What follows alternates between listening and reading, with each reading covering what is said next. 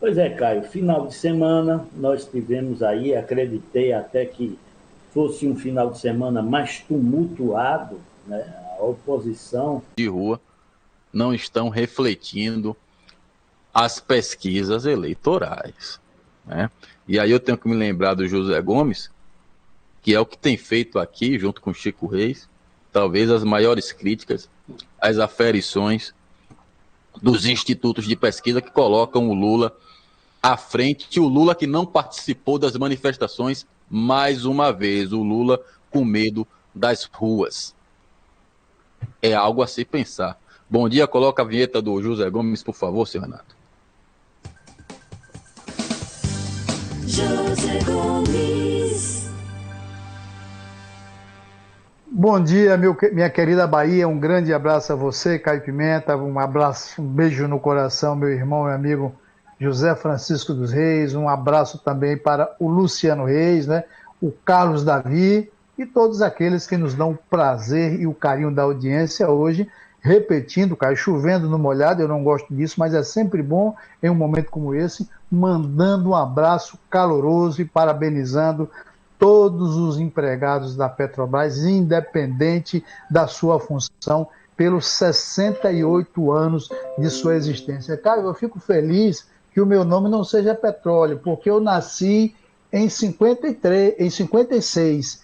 A Petrobras foi fundada em 53, então em 56 ela estava na onda, não é? Então, ainda bem que meus pais não resolveram colocar o meu nome Petróleo em homenagem à Petrobras, como sempre fazem com o que dá certo nesse país, né? Então, a Petrobras, que, como você disse, conseguiu resistir às investidas feitas, né, os assaltos que tentaram fazer. Então, hoje não é dia da gente lembrar disso, a gente quer parabenizar os empregados, todos eles indistintamente, por conta de que, se a Petrobras é o que é, com todas as dificuldades, nós não temos nenhuma dúvida que esse corpo funcional, independente da sua opção político-partidária, alguns por engano, né, contribuíram e vem contribuindo em muito para que ela possa ser o que é. Então, parabéns para todos vocês e continue assim. Mas, Caio, eu não poderia deixar de ampliar o comentário quando o Chico dá o spoiler e você me provoca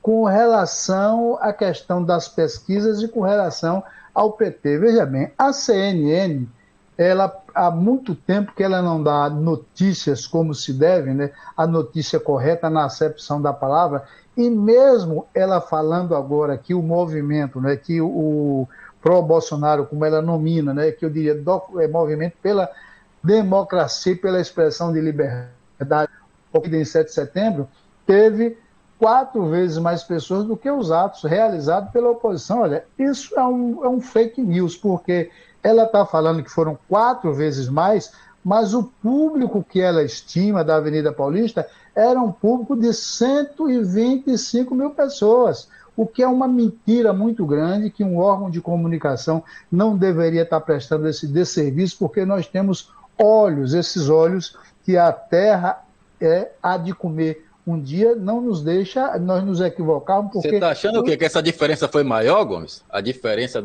não foi 4 vezes, foi 10 vezes, 20 Não, vezes não, cara, maior? não foi quase 20 vezes, porque os dados oficiais da Polícia Federal, ou da Polícia Militar, que é quem estima no país inteiro esses movimentos, e eu sempre contestei que ela sempre estima para baixo, esses dados dizem que tínhamos mais de 2 milhões de pessoas na Avenida Paulista. Para 125 mil, aí é querer brincar com a gente. Mas tudo bem, de qualquer forma, ela deu uma notícia meio verdadeira. Não existe para mim mulher meio grávida, nem perna meio quebrada. Ou está grávida ou está com a perna quebrada, porque o meio termo, nesse caso, não existe. Mas nós queremos nos atentar para o que você disse a respeito do Lula não estar indo às ruas, e eu fico querendo saber quando é que ele vai, porque ontem, no dia 30, na sexta-feira, nós que aqui às vezes chamamos o Lula de ex-presidenciário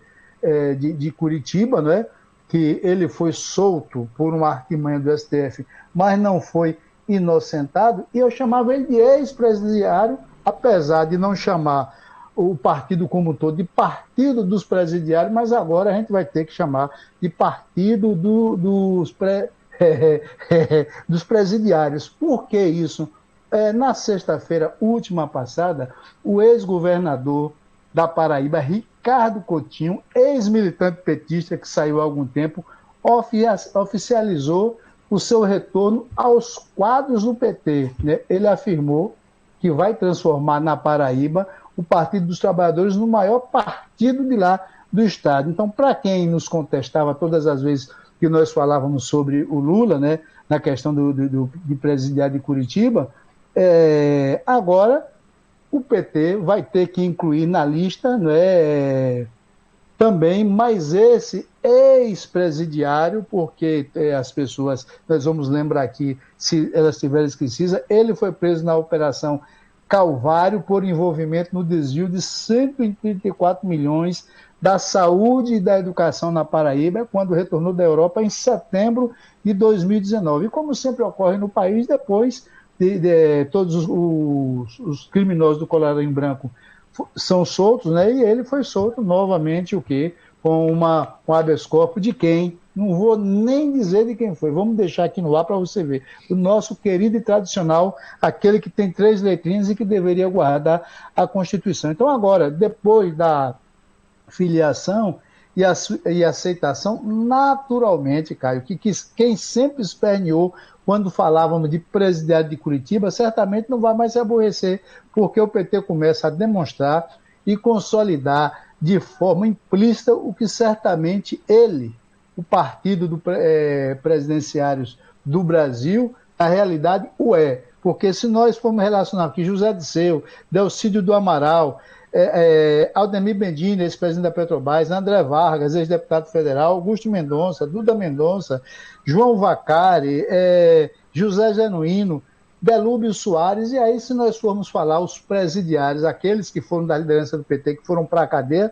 nós vamos aqui passar o resto da manhã, o programa não vai dar para isso. E o pior de tudo, Caio, aí me causa uma repulsa, uma tristeza danada, é que o Lula postou o seguinte no Twitter dele, veja bem, veja o que ele postou, infelizmente, eu vou pedir ao povo que não leve isso ao pé da letra com relação ao time que ele se refere, porque eu não sei não, ele diz assim, ele fala com todas as letras, caro Coutinho, contamos com a sua garra e dos companheiros que estão vindo para o PT. Isso quer dizer que está vindo uma levada aí, viu? Tive muitas alegrias, aí vem minha tristeza, Caio, até mesmo porque sou corintiano. Mas trazer você de volta é como se o Corinthians estivesse trazendo de volta Rivelino, seja bem-vindo. E ele faz essa alusão a Rivelino, que foi quem criou o elástico, era um exímio jogador da seleção brasileira, campeão de 70, um dos maiores pontapés que nós tínhamos nesse país, né? Um dos maiores cobradores de falta do mundo que nós já tivemos, juntando-se ao Zico e mais alguns brasileiros.